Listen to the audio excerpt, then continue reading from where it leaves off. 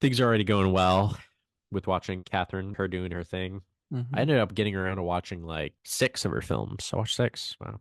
I would recommend Austin watching Sex is Comedy, Okay. which is a movie about making movies, which is always fun. Yes.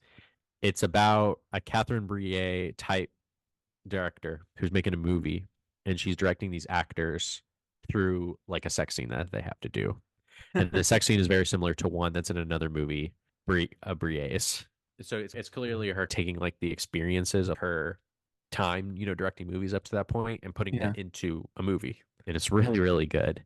I think she's trying to make this distinction or comparison between like how kind of like personable it can be and how intimate it can be. It's very, very interesting.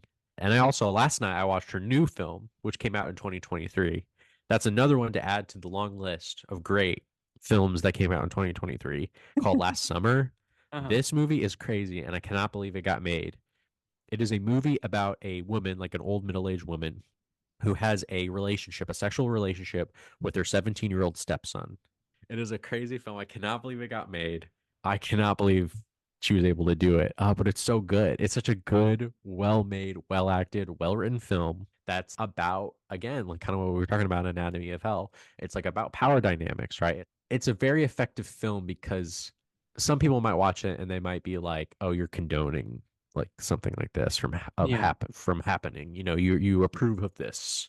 I don't think that Brie is necessarily approval is necessarily trying to approve of it, but Yeah. she is pointing out how something like this could happen and probably does happen. I think she Mm. identifies how a situation like that could come about. There's not like a lot of moralizing going on, like in terms of whether it's like a bad or good thing. She mainly is just kind of showing it. But the movie kind of twists a little bit when she is basically exposed, Oh basically, shit. to like her husband.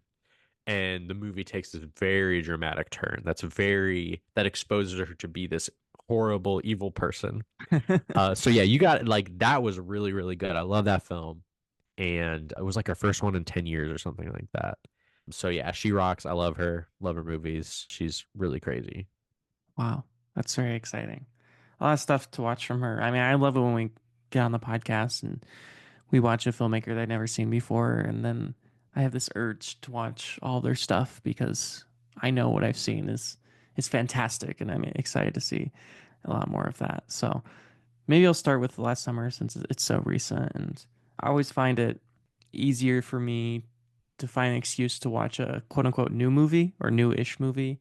I think there's less of that wall there because it doesn't feel as much of like, oh, I'm going to sit down and I'm going to watch a movie and this is going to be work and I'm going to study it. With newer stuff, I don't think I have that barrier as much. So that might be a good place for me. Although Sex is Comedy sounds, I mean, I love I movies like I about like sex comedy movies. a lot. I, Sexist comedy too is honestly like there's not like a lot of like actual nudity and or simulated sex in it really. It's more just kind of like a movie about like filmmaking. love Like it. it really wasn't that intense as like Anatomy of Hell. It was more, I guess you could say, quote unquote, normal, but yeah. It was funny too.